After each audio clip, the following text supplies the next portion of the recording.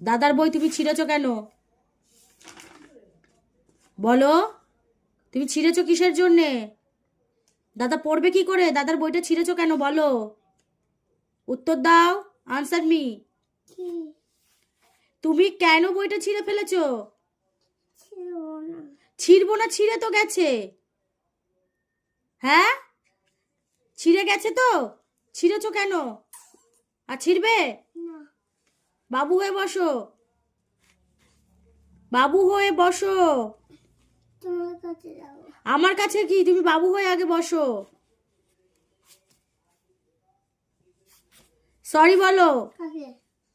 কার বই ছিঁড়েছো? তাহলে দাদাকে সরি বলো, দাদাকে সরি বলো। প্যান্ট পরে ঠিক করবে, আগে সরি বলো। কি হলো?